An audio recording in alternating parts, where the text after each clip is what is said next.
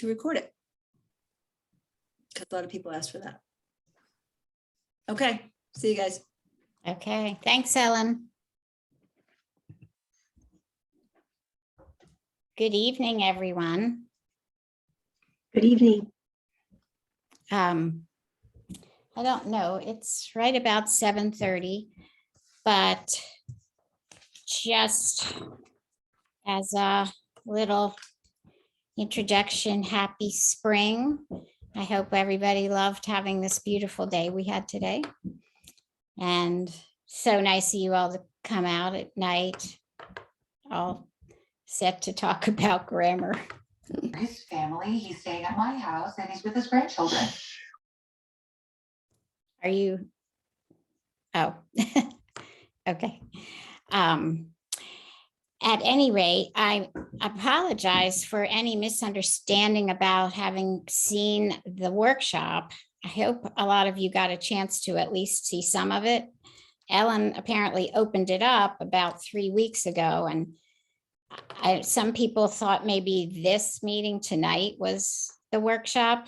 So I apologize for any confusion. I hope you did get to see the workshop, and you may have some questions, because tonight is really just a little overview and discussion and questions about what you saw. How many of you are actually teaching grammar at all? I know a number of you are training for AT, a number of your teachers. Okay.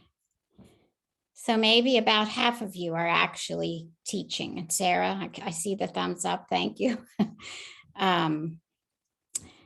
Teaching the grammar. Of you, the ones of you who are teaching, what did you think about this? Is it anything similar to how you teach? You're muted. Oh, go ahead. I don't want to interrupt if someone was going to speak. Go ahead. Thank you. So it is much different and much better, in my opinion, because the way that we are supposed to teach it is, it's called daily grammar practice. And we get to literally build our sentences. And, Friday, we call that showtime. That's when we do our diagram. After we have every single other day of the week, for that first 5 minutes, 10 minutes, we do a certain part of the sentence to dissect it. We're kind of scientists of grammar, really. And, we talk about what each word is, we label it, the first day, second day, we talk about subject, predicate, third day, what type of sentence it is, etc. And then on the 5th day, we diagram. And so I tell them it's kind of like a grammar cake, and you have all the ingredients on Monday, you're pouring it all in on Friday. And it, but the way that you have the colors with the particular parts of speech, etc., I mean, it's just wonderful for the kids. Yes, so I appreciate that. That's another totally other take on it. And it's another way to look at it. And actually, what that would be good to add after you've gone through. So this method is more, it's kind of built like SIS. You start with the little parts and you just keep adding and adding and adding. And you don't really move on until the student is comfortable and confident and accurate in what they can do. So if it takes a long time for them to be able to understand an article, a noun, a verb, and the different verbs, then you're just going to stay and work with that before you add on something else. So very much like SIS, and especially designed for students with learning disabilities, it is a building type of program. As you can see, it's very multisensory. We go really from concrete to abstract. We have all these color cards. We then move on to the top step, the abstract, where you're just labeling parts of speech with pencil and paper. The color coding is extremely important for memory. That's well known as a memory strategy. And So it just gets ingrained in the students to what the colors are for the different parts of speech. Another thing that I emphasize as being really essential when you're teaching these parts of speech, a word is just not a noun. You need to talk about the job, the function of that word in that sentence. And after you've figured out the purpose of that word, then you give it a label, because some words are not always the same part of speech. So their part of speech is like their label. But most importantly is the function of that word. And if you constantly drill and constantly have this word talk about that, it leads to better comprehension. So I also, just as we keep our phonogram chart up, we keep their cue cards out available when we're trying to identify parts of speech or if we're writing a sentence. So they always have that reference. And at some point, the students, in my experience, say, I don't need them anymore. And that's a good feeling. That's what you want to happen. So I did have a question from someone about how and when do we teach grammar? So for instance, some of you are going to probably include this in classroom instruction if you do, but within SIS lessons, the best time is in verbal expression at the end of the lesson after you've done your sentences. Now, it's highly student dependent. And you wouldn't want to really introduce very much of this if your student is still struggling with just basic decoding. Okay, so they need to be reading at a pretty, able to read somewhat and to understand. So I find it's usually best, unless you have a student that starts in language therapy, maybe in 6th grade, and they're already exposed to grammar, but they really need to learn the reading piece. For students like that, you can introduce it sooner. I've never really done it in level 1 or not much in level 2, unless it was an older student. Level 3, as you get toward the end of level 3, and especially in level 4, is a great time to begin with grammar. Because in SIS, in those levels, some of you are only in your first year of training, but in those levels, you start to drop out a lot of the things like handwriting and alphabet. So you have more time, and you've done a lot of the verbal expression categorizing and that sort of thing. So it really folds in nicely toward the end of level 3 and level 4. Now you can control your sentences to what students can read. You create your own sentences for them to work on for identifying parts of speech according to what they can read. So you have, a lot of freedom to do those sort of things. Did anyone have any questions about when, how? Does anyone? Yes. I have a question. Just because I'm working with a student at a Montessori school, and when I go and pick him up, I notice that he's already doing grammar with shapes and colors and stuff, like little triangles and things. And I have not asked the teacher yet what program they're using.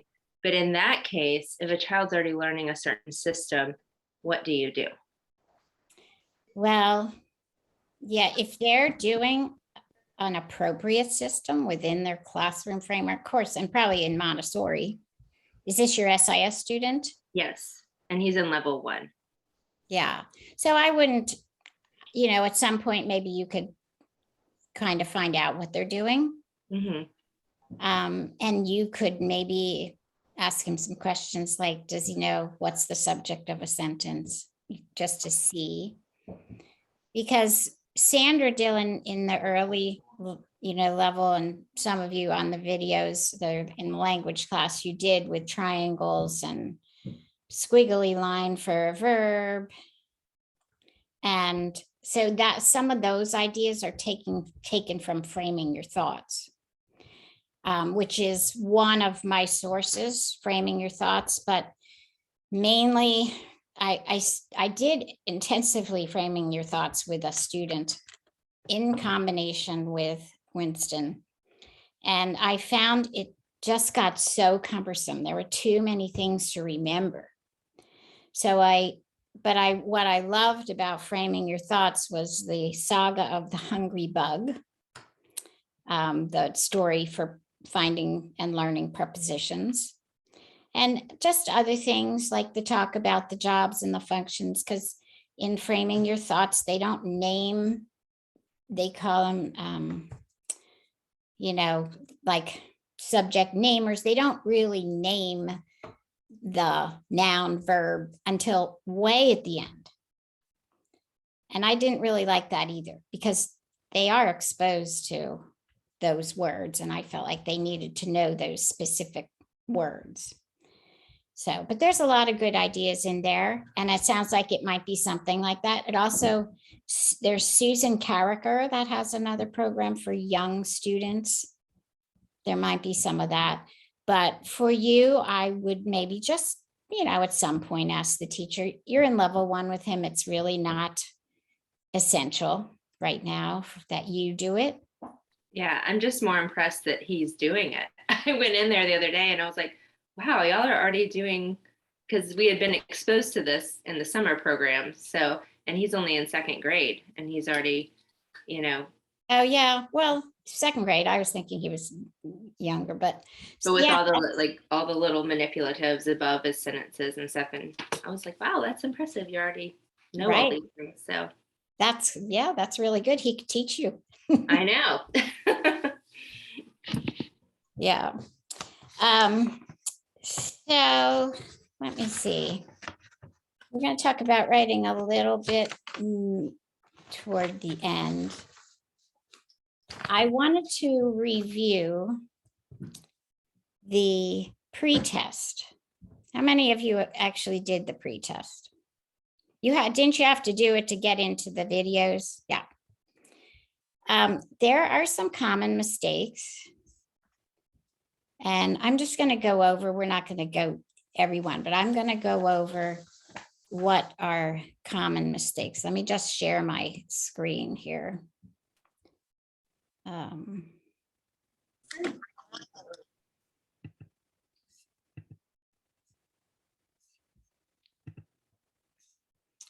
Okay, does this look familiar?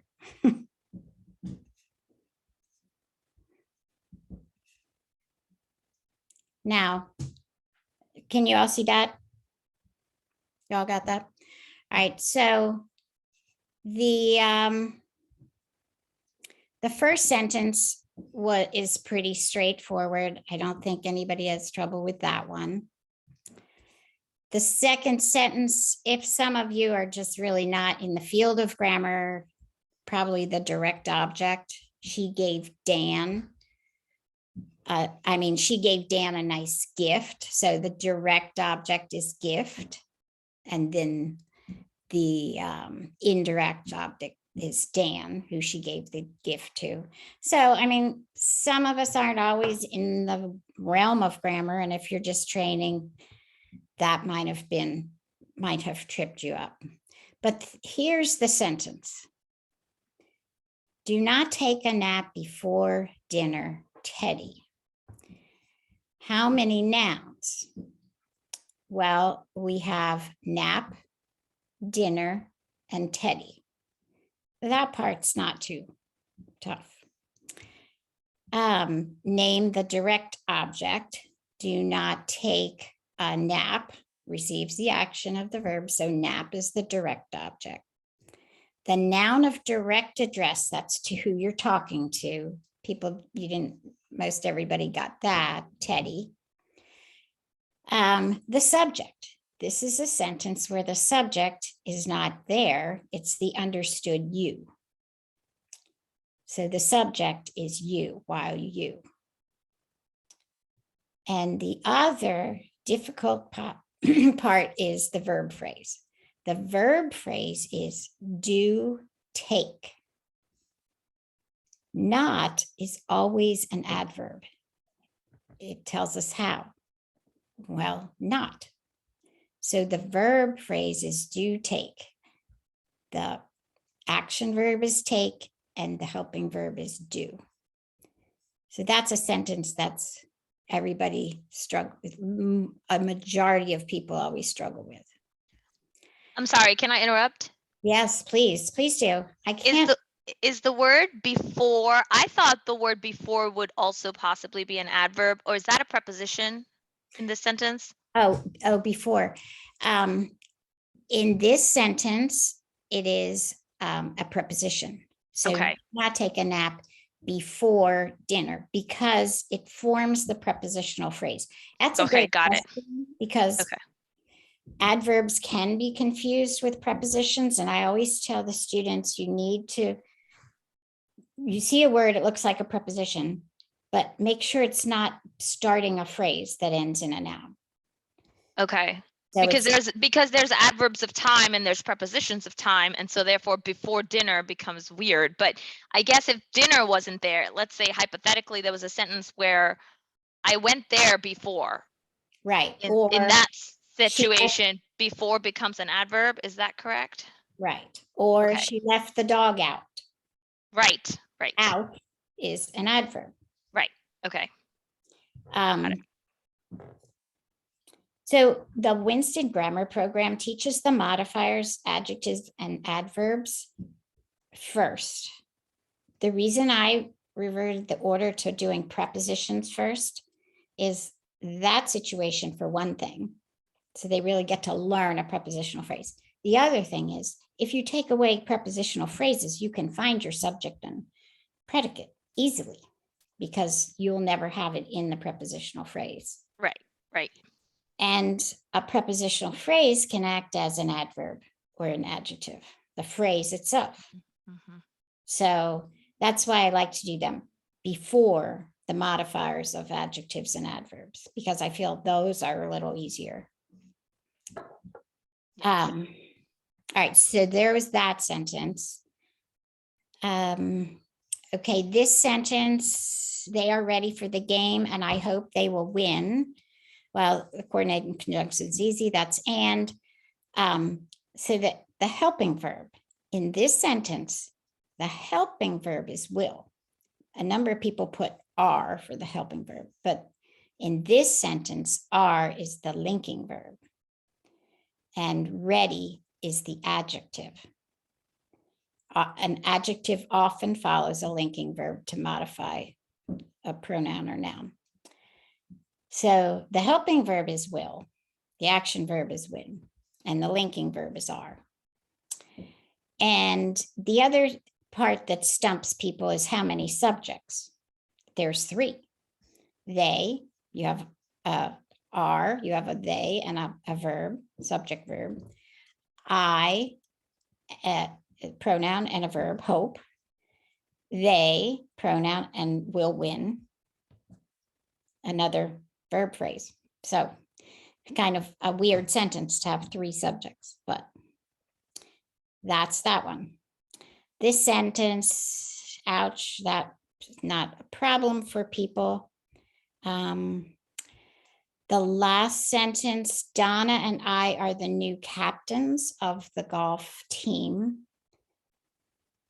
So the adjectives are golf and new. So there's 2. The object of the preposition. So we have to find the preposition of the golf team. Of is the preposition in this sentence. Team becomes the object of the preposition. The subjects are Donna and I. Predicate nominative would be captain. Captains. The predicate nominative is nothing more than a noun that is located in the predicate part of the sentence. And it renames the subject. So that is a noun function, and that can be confusing.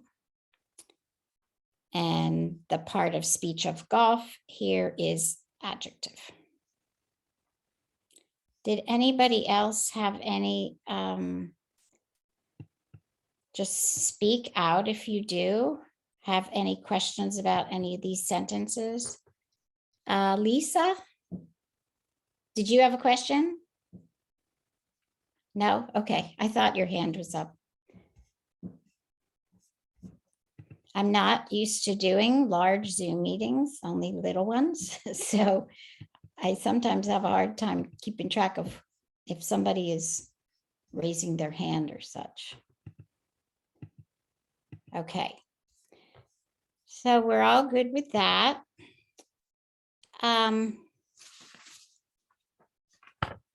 Any other specific questions?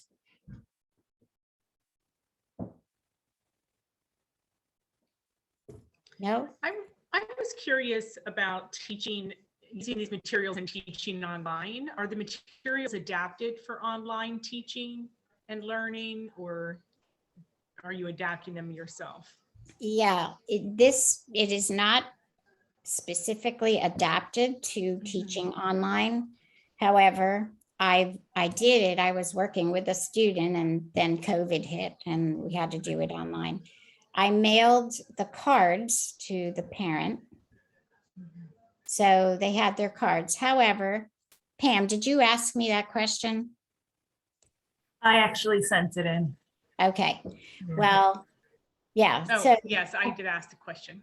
okay, occasionally, you know, I'd have it all planned, and of course he couldn't find his cards. So typical, and mom was nowhere around and whatever. And so in that case, using my document camera, I would put my sentence out there and I would lay the cards there and I would have him tell me what color or what to put under each one. And I'm going to go through just a little bit so you can see like a typical lesson, like the start and how it would proceed in a grammar section. Sometimes that's helpful, even if you saw it in the videos, we'll just kind of go through it as a review. But if they do have their cards and they're responsible, you can do it that way and they can use their cards. Sometimes I would send the sentence strips ahead and have the parent cut the paper apart. It depends on how responsible the parent or someone is that is helping. But if not, you can do it. It's just that they're just kind of watching and talking it through. You also could do it on PowerPoint. You can make those rectangular shapes in different colors if the student can manipulate a PowerPoint. And that actually works fine too. You would just type a sentence and then they can do it on PowerPoint. Okay, thank you. But yeah, as far as other, then other work papers, you would scan or use document camera and work on it together if you're doing it online. Now, in the beginning, I had showed you about this. So this is the Winston Grammar Program. You can all get that. And also helpful is the WordWorks. This is just usage, and it's got a lot of just exercises in here to practice word usage. So those two things are very helpful. Sorry, can you expand on that? What do you mean by usage, like word usage? Oh, okay. So like which pronoun to choose, I or me? Which, Okay. like there's a section about verbs in the beginning, subject predicate agreement, and a number of exercises.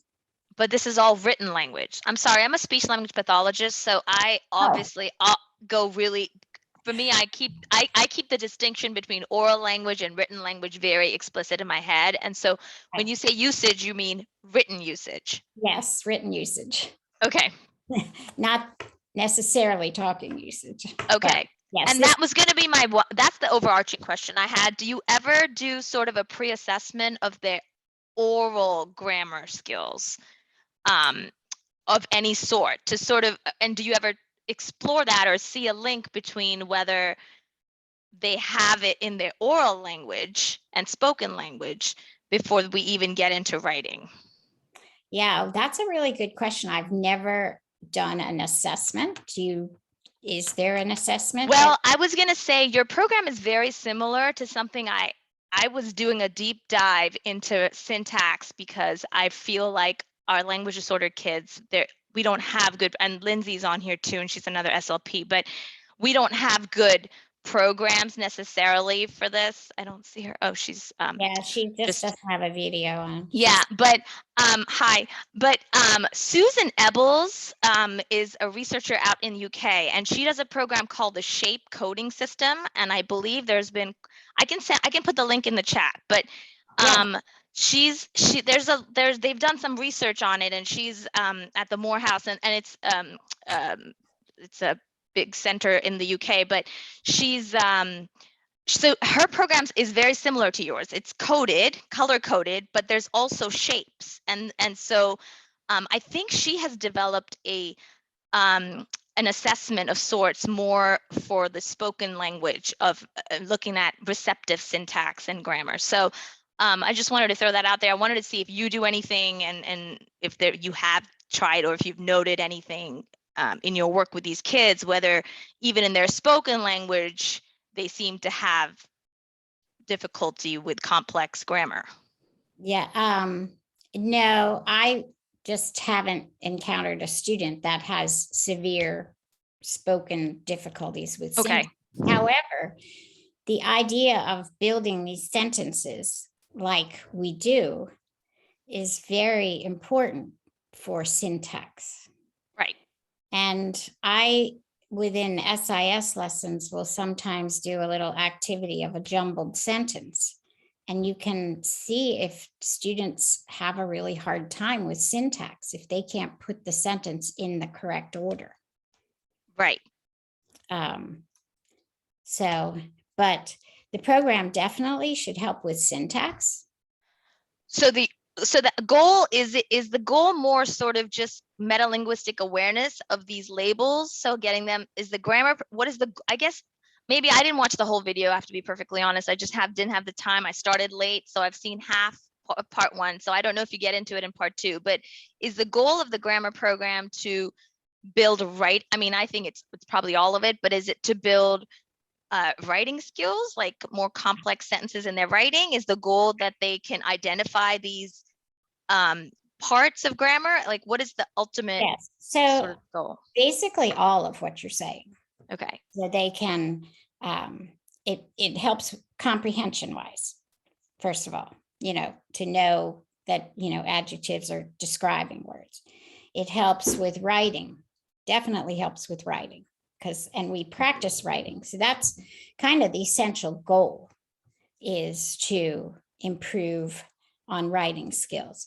Avery had asked talking about the balance between the sentence structure and developing more complex writing skills. Well, that's a whole nother topic. However, at this basic level, so all of this is what I consider to be basic grammar skills, except for maybe identifying the noun functions and that's more like in the second video if you didn't get to that.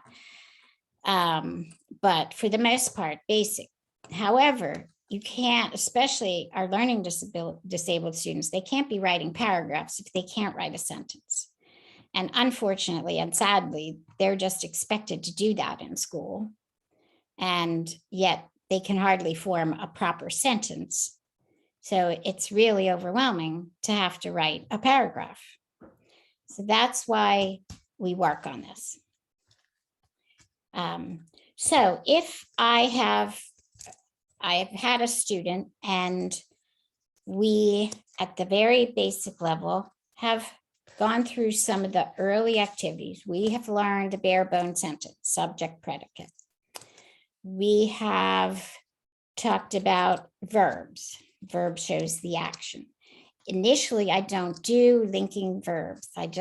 We hold off on that a little bit until we understand action verbs. So I get to the part of in the lesson where we're going to practice grammar. So this is a very early student, and I'm going to show my desktop.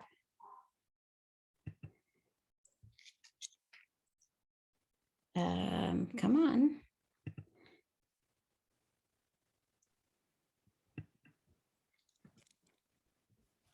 You're not seeing my camera? Wonder what happened here. Oh, there it is. I'm sorry. It is there. Okay.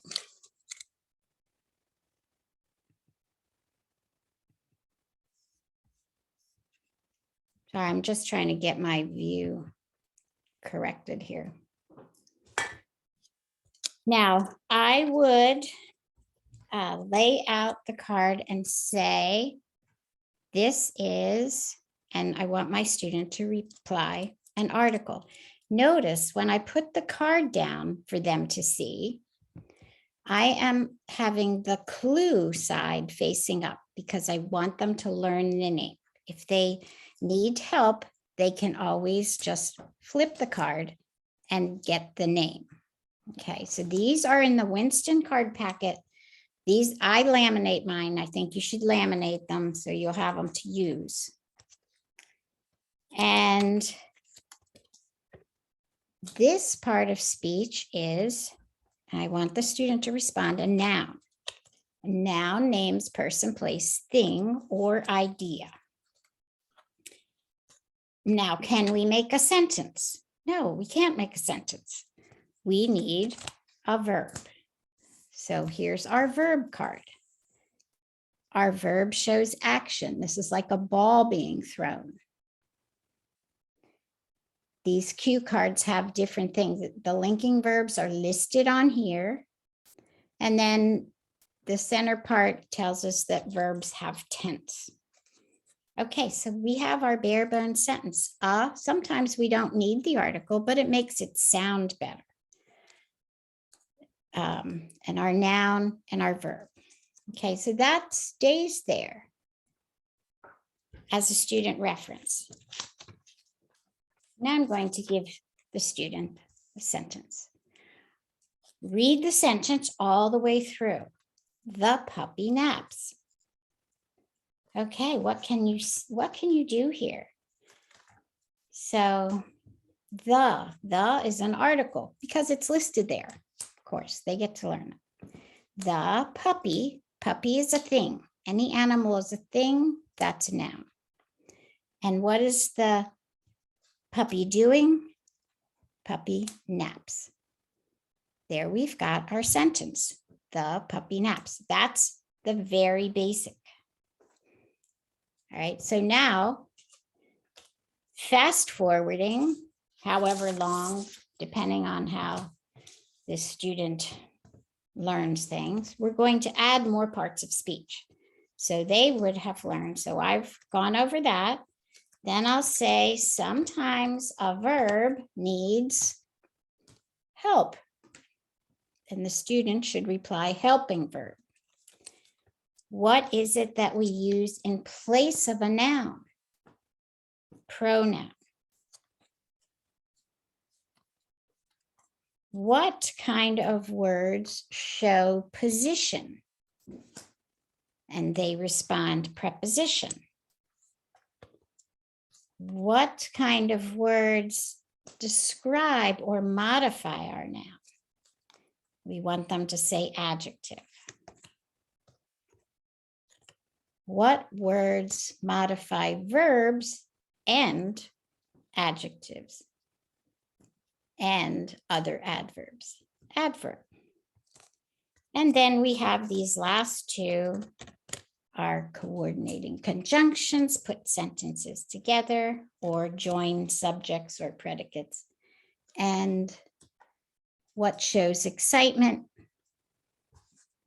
So there we have all the parts of speech. And those are sitting out there for the student to refer to at the top of their desk or work area. So let's go to a more advanced sentence strip. Bob and Jan quickly dash into the storm shelter. All right, so this is a student now working through this. Bob is a noun because it's a person. And you want them to say this because it keeps it in their brain. And that's our joining word, right? That's a conjunction. Light beige. Jan, that's another noun. Quickly. Suppose they don't figure that out. I say you can go on to the next word. What is dash? Oh, that's something he does. So that would be a verb. So now do you know quickly? Look at your cue cards. Quickly ends in ly. That is an adverb. Does it tell you how they dash? Quickly. Into, what is into? Well, that shows a position. That's a preposition. And then we have an article, storm. Now, it's a very common mistake to call storm a noun because it's a thing, but think about it. Is storm a thing or is storm telling us something in this sentence? What about the word shelter? Oh, well, shelter's a thing. So does storm tell us what kind of shelter? Right. So words that tell what kind of are adjectives. That is the describing word. And now we have our complete sentence. Always have the students identify the subject and predicate. Bob and Jan, and dash is the predicate. If you take off the prepositional phrase, it's easier to find. This happens especially when prepositional phrases are in the beginning of a sentence. All right, so that's just a little review, start to finish, of how you can, and you can do a grammar part in like 10 minutes. You could do just that. If you have more time and then you want to leave your cards there and give them a piece of paper with sentences, then they can code them on paper. Now, when I say paper and pencil coding, the coding for these is on the back. So an article gets a check mark above the word. Nouns have one line under, verbs have 2 lines. Pronoun is just abbreviated, PRON, above the word, and so forth.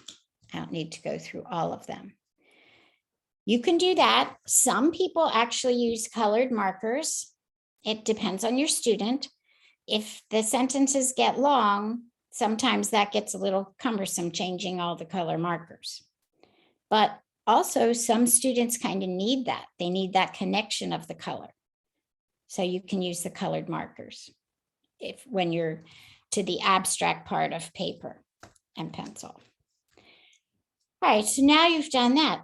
Now, this is where we bring in the writing. I might put a pattern here and ask my student to write a sentence. This is why let me interject about these materials. So these little cards, these are laminated 1 by 2.5 inch cards that I make. They don't come with the Winston Grammar Program. That's not how Winston, if you read their directions, they use these with their sentences, which I find doesn't work because it doesn't match up, for one thing. And if you're starting to wean out of like not having that right in front of you all the time, these are a good connection to the color coding. But also, so if you want to make these and you're, if you're just for your AT lessons, the best thing you can do is go to Michael's and you can get, 1 or 2 sheets of each color, laminate the sheet and then just cut it up and you'll have plenty of these cards to work with. So let's create a sentence and then you can use your Expo marker on your cards. The dog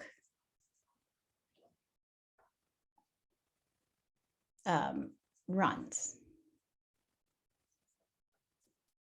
Use of suffix S is really important. Every kid wants to say the dog is running. I want to eliminate those linking verbs as much as possible. It makes writing so much cleaner. What's cleaner? What's more concise? The dog is running or the dog runs. Okay, so we do a lot of use of suffix S. All right, so then I can say, well, that doesn't tell me something. It's kind of boring. What kind of dog? Could you add an adjective to tell me what kind of dog? How about fluffy? Okay, the fluffy dog runs. Okay, how about telling me where the fluffy dog runs? I'm going to put this underneath just for visibility. So I'm going to want you to add a prepositional phrase to tell me where the dog runs. So I have my preposition.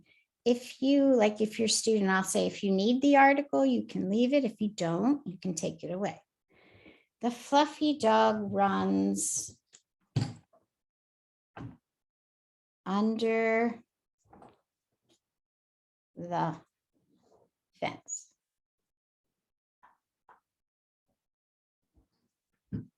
Okay. Well, why did he run under the fence? Can you tell me something about the fence? Let's add another adjective.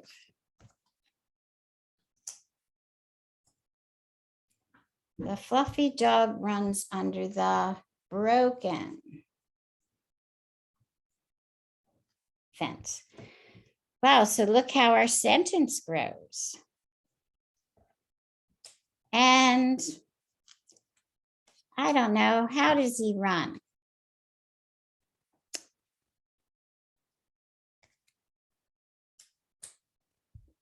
Can we use an adverb?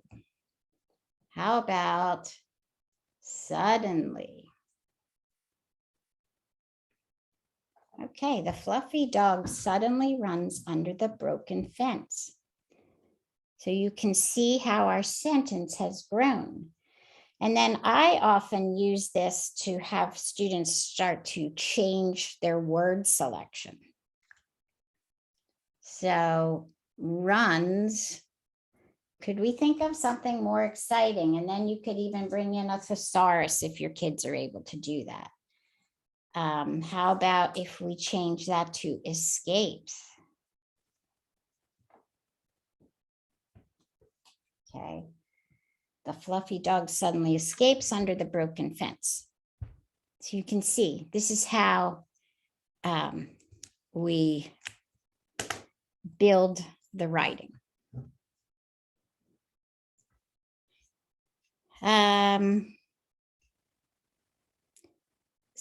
Using this idea, you can work on a lot of things, subject and verb agreement,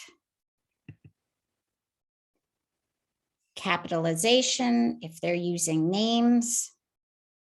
Okay, so there's a lot of options, a lot of practice that can be done. Does anyone have any questions about that? I do, actually. Surprise, surprise, I always have questions. Sorry. That's okay. So did you say you encourage students to use the simpler form, the dog runs? Yes. Even in paragraph writing, sometimes entirely too many linking verbs are used. That's interesting. It's so interesting because, in our SLP world again, we consider if a child said the dog is running, that's 5 morphemes. And we consider that, or the mean length of utterance, we call it, that's a lengthier. Oh, it's not that it's anything wrong with it, but Okay. this is focused on writing. Okay. Yeah, So even in Like when writing, you speak, they probably are going to say the dog is running. okay. Okay.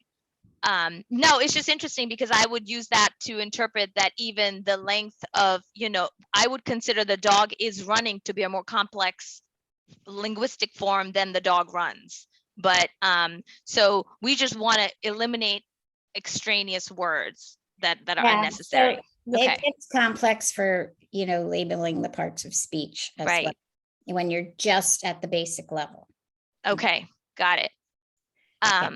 But even in overall paragraph writing, there was one of the teachers at Gonzaga High School that my son was in his class, and he called linking verbs copulative verbs. And they had to do like an essay paragraph on some given topic every week. And as soon as he got to the 5th copulative verb in the paper, he wouldn't correct any farther and he threw it back. And they had to do it again. Yeah. These Yeah. kids, he was great. They learned to write. Really interesting. Yeah. No, But- that is interesting. But I think, yeah, I'm realizing that I think this is where it's important to recognize, and for me to know that you're right, because when we think of writing, we want to remove, like you said, we call them copulas, and so we want to remove the verbs that are just, they don't have to be there. There's a simpler form, and make it more complex by adding other words to your sentence. Right. Okay. And then, so sorry, the idea is you build on each of these levels. So you would start with your bare bones, and then you Right. would make sure they master, let's say you add on an adverb, you would master adverb before you add on the next level. Is that how this works? Right. So as some students, you kind of need to stay with just the noun and the verb, pronoun, helping verb, and articles for a while to make sure they can understand that and identify those parts of speech before you go on to adding prepositions, prepositional phrases. And then that's a big chunk there. Teaching prepositions, prepositional phrases.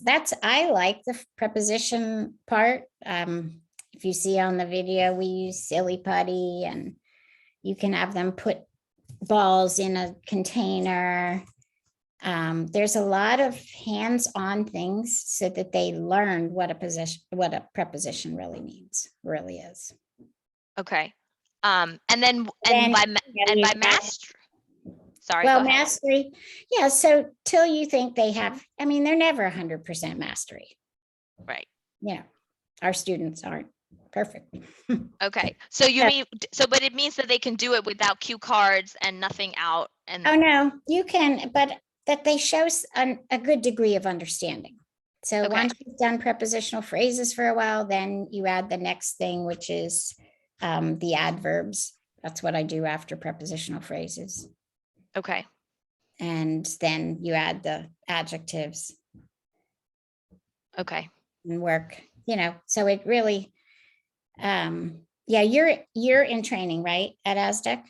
Yes, I am in training at ASDEC. And the reason I ask about mastery is because I've worked, granted, the students I see through my SLP practice that also have dyslexia Mhm. and have, sort of the double whammy. They have the oral language deficit and the written language deficit. But some of those guys on grammar, they're just not, this is where I don't know, did I move too fast? Should I have, really made sure they mastered some of the basic stuff before I branched up? So have you ever encountered that situation where you sort of feel, hey, That's where I'm trying to gauge, like, because I feel like with SIS, I'm getting feedback from my supervisor and we're working through, how to pace and when to move on. But that's where I'm sort of trying to figure out, how do you know when to branch up and what mastery looks like so that you're not overloading the kid too much?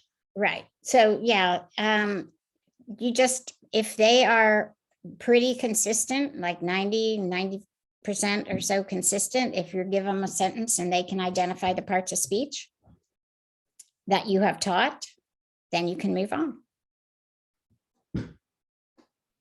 There's no tests that we necessarily do in the midst of that, it's just for their learning. Okay. Can I ask a question kind of building on that? Yeah. Go ahead. So I'm a generalist teacher, and this isn't going to be breaking news that we are strapped for time and required to do various elements of, a curriculum that we may or may not fully agree with. I would love to implement something similar to this. I feel like my big concern is manipulatives and time. So I was wondering if you had any suggestions for how to keep manipulatives simple and how to make it into a daily 5 to 10 minute routine. Yeah, so in the classroom, you probably could do small groups that work on like a sentence or several sentences, and you have your manipulatives for the small group, if that works. We did in summer study skills, I would always teach this, and we spent about 15 minutes a day, and it was a group of 10 kids. They all had their own pack of cards. They all had their own little laminated cards. They were in a baggie, and that was their pack. And then, you do the sentence strips as you go along, whatever you want to put on your sentence strip. And that's, once you create a bunch of those in your computer, and, you can reuse that, right? Through maybe the next year. So I believe it can be done, and it should probably only take about 15 minutes, whether you do it individually or in small groups. The only reason I say small groups is because you have to make a lot of manipulatives for I don't know how many students you have in a class, but. If I have 24, so realistically, do you think that something like this worthwhile could be done in 10, or is 15 bare minimum? After they know the system, I think 10 minutes. You could, yeah. And maybe you just work on, going through the parts of speech cards and using the small ones to identify parts of speech on your sentence strip, and then maybe giving them a pattern, a color pattern, whether you put it on the board or something, and have them write a sentence, and that just keep it to that. So maybe 2 sentence strips and then 1 pattern to write a sentence. Thank you. I wanted to address someone. Amy, is Amy here? Maybe she's not here. She had mentioned she does Shirley English in a class. Hello? Hi, it's me. Hi. Can you hear me? I hear you. You're really breaking up. You're in Wisconsin? Yes. Okay. I can hear you now. Okay. So I now, just turned my mic up, sorry. all right. So you do Shirley English, which I had never heard about. You asked me about it. And I just, looked it up to see what it was.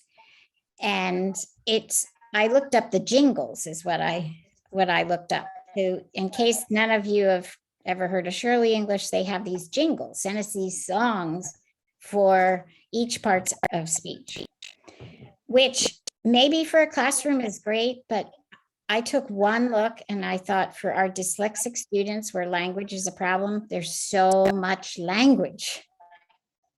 So that's my thought about it. Does it work? Okay. It does. In the classroom, it's phenomenal. That's good. I took Orton Gillingham training about 18 years ago. And the professor that did the training recommended Shirley English because of all of the jingles and repetition, and just said that it really made good progress. And we've been using Shirley English at my school for the last 7 years, and it has made a phenomenal difference. Wow. In, Stu- students' understanding of grammar, parts of speech. And I teach in a K-8 school, so I teach first and second grade. Now, do they So, sing those yes, we need things? to do the, you need to do the jingles daily or almost daily, and we diagram every day parts of speech. They've got sentence booklets. We talk about sentence structure. What that? I couldn't hear you, sorry. Can you repeat that, please? Who was saying something? I guess not. Maybe I'm not. sorry, I couldn't hear you. Yeah, you're very much breaking up, but Can you hear me? I can hear you now. It's just very slow. It was just, Go ahead. Hello? okay. Yeah. I think it's working wonderful. I think it's working great. Well, I think if in your I class, think that a multisensory way would be better for some of my students. I do. yeah. I agree. I think I thought it's very cute if you have a whole class that doesn't really have, they don't really have language problems and they are getting into singing. I feel like you have to do the thing like daily, like really practice a lot. And but I'm glad that's working. But now maybe you have something to try for the students that aren't getting it that way. To have something a little more multisensory. But I really appreciate you sharing that. Let's see, did anybody else have any more comments? We can, somebody have a question? I don't see any hands up. Nidhi? You have a hand up? No? Oh, I'm sorry. That may have been from earlier. Oh, that's okay. All right. So that is basically in a nutshell. Hopefully you will get through the rest of the videos, and there's a lot of handouts that can be downloaded and used, a lot of papers that will be helpful. Practice. And if no one else has any more comments or questions, discussion, I hope you're able to incorporate this in your SIS lessons. It really has been helpful. All the students I've done it with have enjoyed it. It was just something different.